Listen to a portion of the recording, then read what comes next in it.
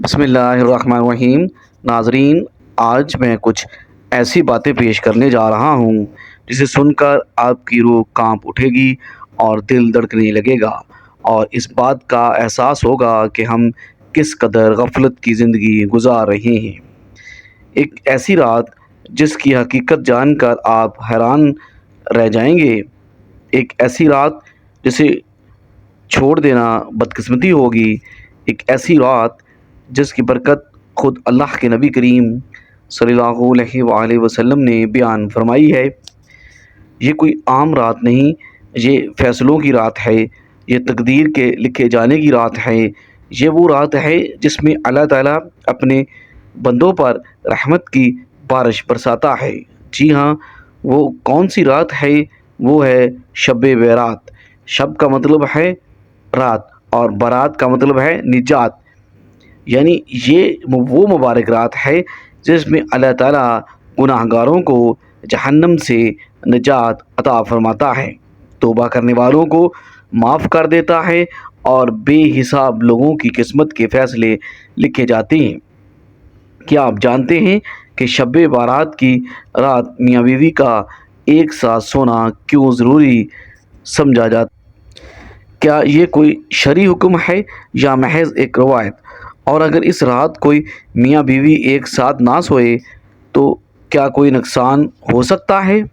آج کی اس ویڈیو میں ہم آپ کو شب بارات کے ایک ایسے پہلو کے بارے میں بتانے جا رہے ہیں جس پر شاید آپ نے پہلے کبھی غور نہ کیا ہو۔ کچھ باتیں سننے میں عام لگتی ہیں، لیکن جب ان کی گہرائی میں پہنچا جائے تو ان میں بڑے راز چھپے ہوتے ہیں۔ یہ ویڈیو آخر تک دیکھیں، کیونکہ ہمیں نہ صرف اس سوال کا جواب دینا ہے بلکہ شب بارات کی اصل روح اور اس رات کے اصل اعمال کے بارے میں بھی بتائیں گے۔ ناظرین، شعبان کی 15ویں شب برات کہلاتی ہے، یعنی وہ رات جس میں مخلوق کو گناہوں سے بری کر دیا جاتا ہے۔ تقریباً 10 صحابہ کرام سے اس رات کے متعلق احادیث منقول ہیں۔ حضرت عائشہ رضی اللہ تعالی عنہا فرماتی ہیں کہ شعبان کی 15ویں شب کو میں نے نبی کریم صلی اللہ علیہ وآلہ وسلم کو اپنی آرام گاہ پر موجود نہ پایا، تو تلاش میں نکلی تو دیکھا کہ آپ جنت البقیع کے قبرستان میں ہیں، اور پھر مجھ سے فرمایا کہ آج شعبان کی 15ویں رات ہے۔ اس رات میں اللہ تعالیٰ آسمان دنیا پر نزول فرماتا ہے اور قبیلہ بنی کلب کی بکریوں کے بالوں کی تعداد سے بھی زیادہ گناہ گاروں کی بخشش فرماتا ہے۔ دوسری حدیث میں اس رات میں اس سال پیدا ہونے والے ہر بچے کا نام لکھ دیا جاتا ہے۔ اس رات میں اس سال مرنے والے ہر آدمی کا نام لکھ لیا جاتا ہے۔ اسی رات میں تمہارے اعمال اٹھائے جاتے ہیں، تمہارا رزق اتارا جاتا ہے۔ اسی رات ایک روایت میں ہے کہ اس رات میں تمام مخلوق کی مغفرت کر دی جاتی ہے سوائے 7 اشخاص کے۔ وہ یہ ہیں: مشرک، والدین کا نافرمان، کینہ پرور، شرابی، قاتل، شلوار کو ٹخنوں سے نیچے لٹکانے والا اور چغل خور۔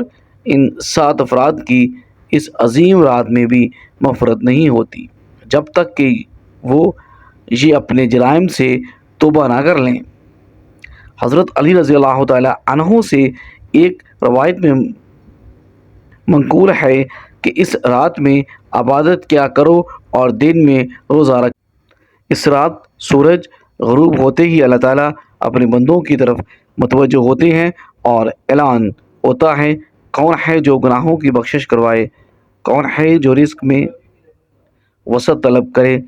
کون مصیبت زدہ ہے یہ مصیبت سے چھٹکارا حاصل کرنا چاہتا ہو؟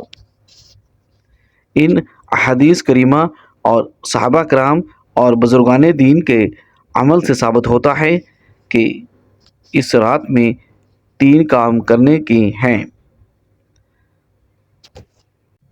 قبرستان جا کر مردوں کے لیے ایصال ثواب اور مغفرت کی دعا کی جائے، لیکن یاد رہے کہ نبی کریم صلی اللہ علیہ وآلہ وسلم سے ساری حیات مبارکہ میں صرف ایک مرتبہ شب بارات میں جنت البقیع جانا ثابت ہے۔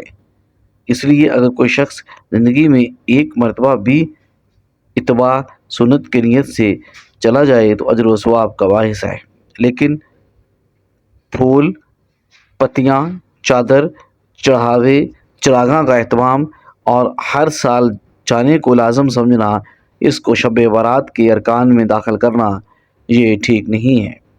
جو چیز نبی کریم صلی اللہ علیہ وآلہ وسلم سے جس درجے میں ثابت ہے اس کو اسی درجے میں رکھنا چاہیے، اس کا نام اتباع اور دین ہے۔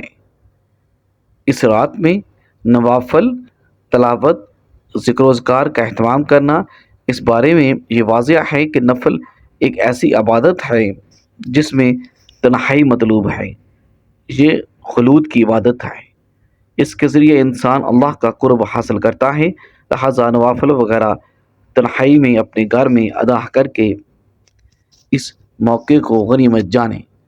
نوافل کی جماعت اور مخصوص طریقہ اپنانا درست نہیں۔ یہ فضیلت والی راتیں شور و شغب اور میلے اجتماع منعقد کرانے کی راتیں نہیں ہیں، بلکہ گوشہ تنہائی میں بیٹھ کر اللہ سے تعلق استوار کرنے کے لیے قیمتی لمحات ہیں، ان کو ضائع ہونے سے بچائیں۔ دن میں روزہ رکھنا بھی مستحب ہے۔ ایک تو اس بارے میں حضرت علی رضی اللہ تعالی عنہ کی روایت، اور دوسرا یہ نبی کریم صلی اللہ علیہ وآلہ وسلم ہر ماہ ایام بیض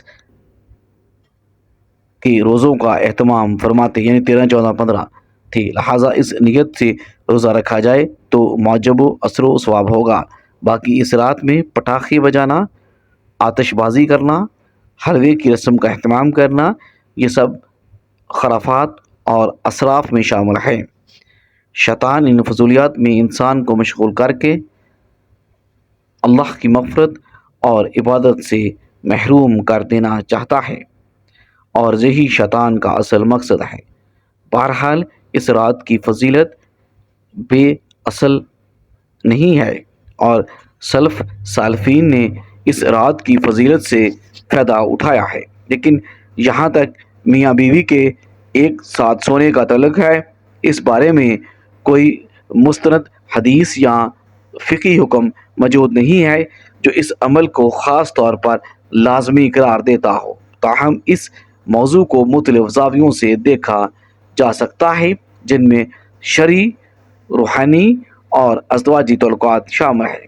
ازدواجی تعلقات اور عبادت: اسلام میں ازدواجی تعلقات کو عبادت کے درجے میں رکھا گیا ہے۔ ایک دوسرے کے ساتھ حسن سلوک اور محبت کا برتاؤ کرنا بھی عبادت ہے۔ اگر کوئی شب برات کو عبادت کے ساتھ ساتھ اپنی شریک حیات کے حقوق کو ادا کرنے میں بھی گزارے تو وہ دوہرے اجر کا مستحق ہو سکتا ہے۔ شیطانی وسوسوں سے بچاؤ: میاں بیوی کا رشتہ مضبوط ہو تو شیطان درمیان میں داخل نہیں ہو سکتا۔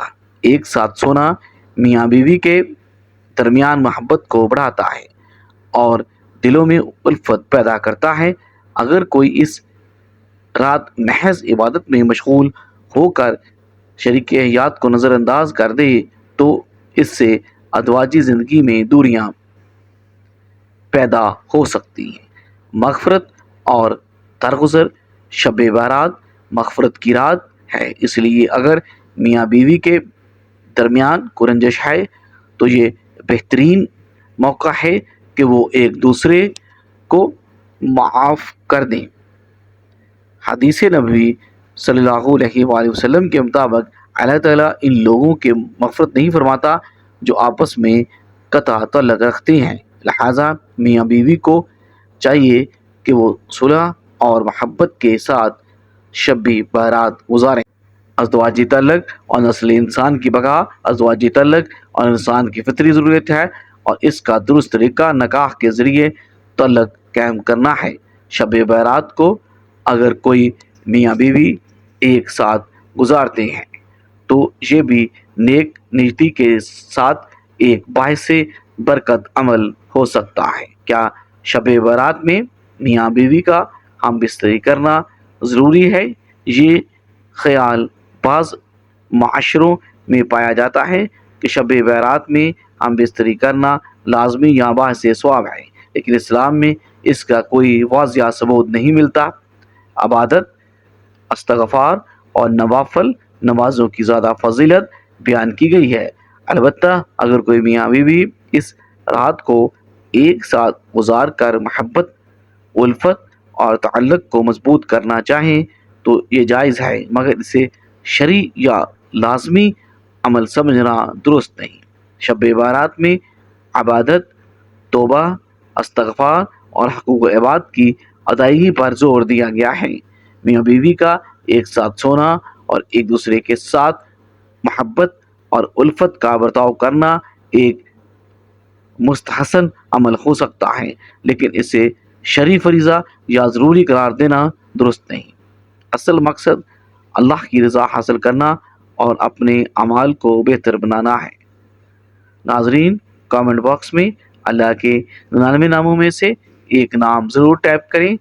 ویڈیو اچھی لگی ہو تو ویڈیو کو لائک کریں، شیئر کریں، چینل کو سبسکرائب کریں۔ اگلی ویڈیو تک کے لیے اجازت دیجیے۔ اللہ حافظ۔